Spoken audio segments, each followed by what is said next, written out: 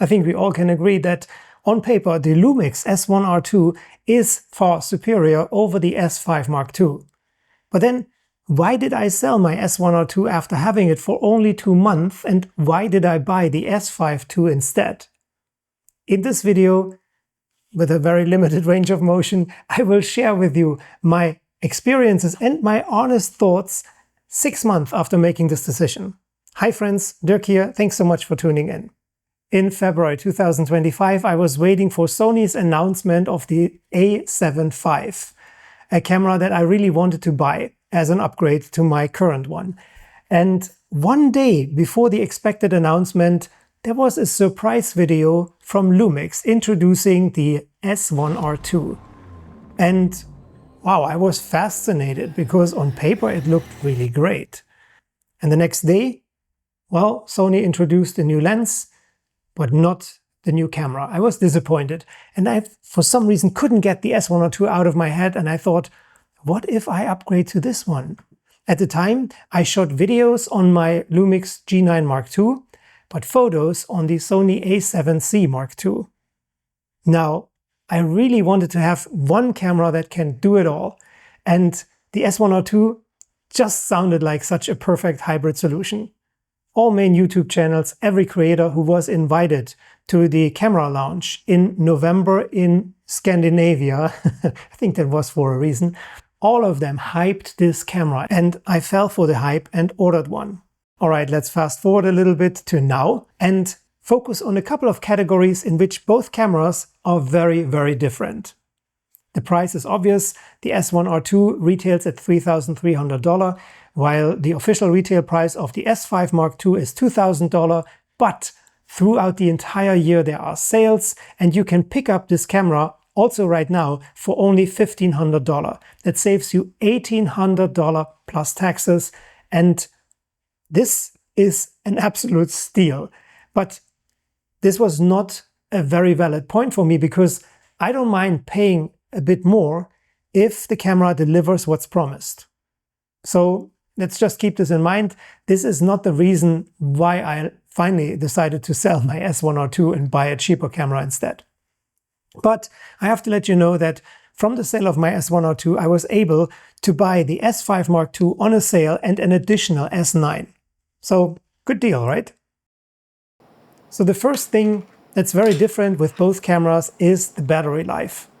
I noticed this quite soon after receiving the S1R II because I had a trip planned with my son through Europe, and when we went out, he shot at the time with the A7C Mark II, I with the S1R II, so we went out early in the morning and we visited pretty much all the sites and cool places, but a couple of hours later, when his battery level was still at 80%, my battery was already completely drained and I had to change batteries. At the time I thought maybe it's just because these are different systems, Panasonic versus Sony, but now that I have the S5 Mark II, I experience how much better the battery life can be on a Panasonic camera.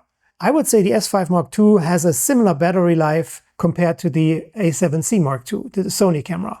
What I mean by that is I can shoot with the S5 Mark II for hours, record videos, and have still 4 bars on the battery left.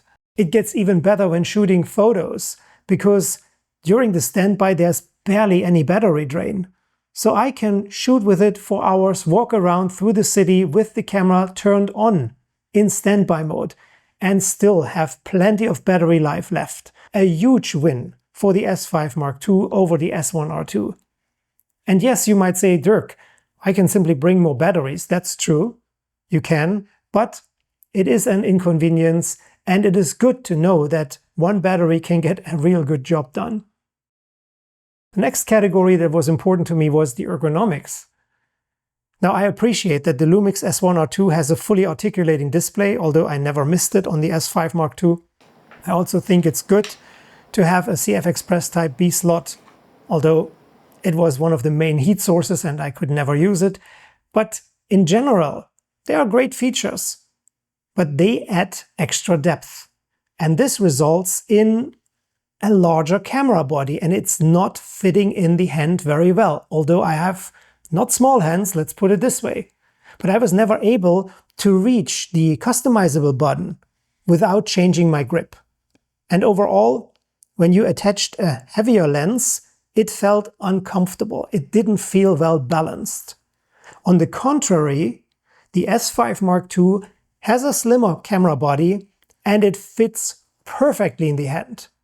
When I attached the same lenses to this camera body, suddenly everything felt so much easier and lighter and better balanced. So this is a very big thing for me, and I think the S5 Mark II has by far the superior ergonomics. Sensor size is another category in which both cameras are very different. Now, of course, as a photographer, it's preferable to have a larger sensor with more megapixels. Before Panasonic, I had the Sony A7R IV with 61 megapixels, and after that, the Sony A7C Mark II with 33 megapixels, and that was fantastic because you can simply zoom in and crop into the image and get more details. Now, the Lumix S1R II has 44 megapixels, and that is also really great because it captures a lot of details. So as a photographer, love it. Now the S5 Mark II comes in with 24 megapixels, and that is significantly lower. However, I have to tell you that still it is plenty, because the majority of creators, they work for online content. And let's be honest, for online content, even 6 megapixels would be sufficient. Anyway, the S1R II is superior in this category, and yes, I wish I had a few more megapixels on my camera right now. But you also have to keep in mind that a larger sensor results in a slower readout speed, and that again results in rolling shutter when it comes to video. And this was a big problem for the S1R II. However, it's not a problem for me and for the type of videos I create, so this was not the reason why I sold my S1R II. I just wanted to mention it. The colors are different on both cameras. The S1R II introduced a new recording mode, Cine-like A2, and also the color science for photos was very different from the S5 Mark II. Although it's the latest and newest, I have to tell you honestly that I personally prefer the colors coming from the S5 Mark II. Now you can disagree with me and you can bring all the technical arguments you want. In the end, it boils down to personal preference and taste. There is no right or wrong here. So I personally prefer the colors and the overall look coming from the S5 Mark II. The biggest deal breaker for me was the S1R II overheating issue. Now I was really not aware of this when I ordered this camera.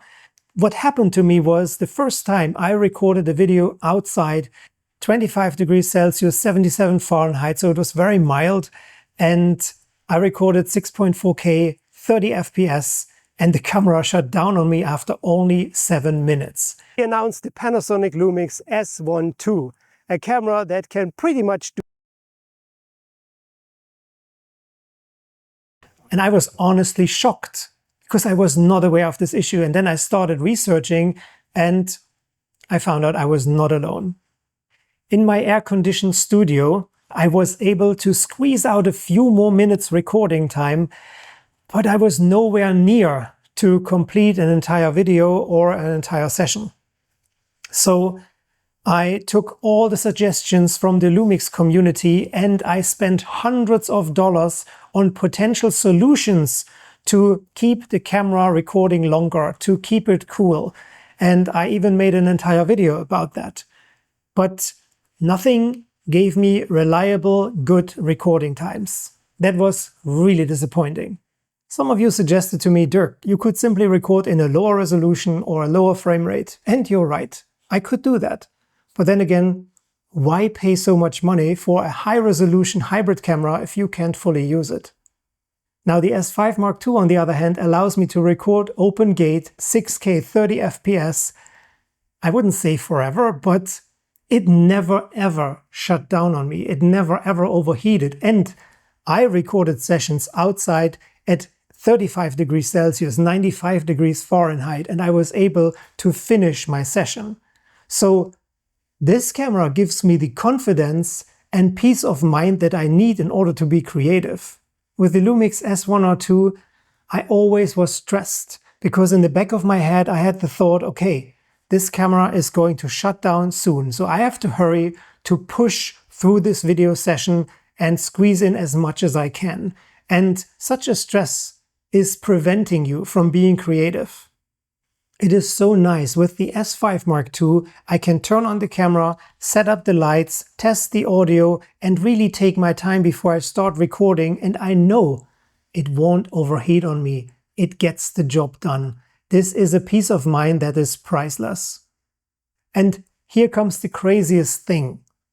Even the little S9 that doesn't have active cooling allows me to record, I would say, 7 times longer than the S1R II. I can set it on a tripod and start filming 6K 30 FPS. I did this last time outdoors. It was, I think, also about 30 degrees. 45 minutes, and I didn't even get an overheat warning. That's fantastic, and this is how it's supposed to be. And because of that, I think the S1R II was released prematurely with severe design flaws. So 6 months later, I can honestly tell you that I don't regret my decision, that I sold my S1R II on eBay and I purchased the S5 Mark II plus an S9 instead. I enjoy these cameras very much, and they are exactly what I want to have. I'm very happy with them. Now, if you would like to know what kind of cooling solutions I came up with and what I tried out to keep the S1R II running longer, you should watch this video here next. Thanks so much for watching this. Till the next time, stay safe, stay tuned, and take care. Bye for now.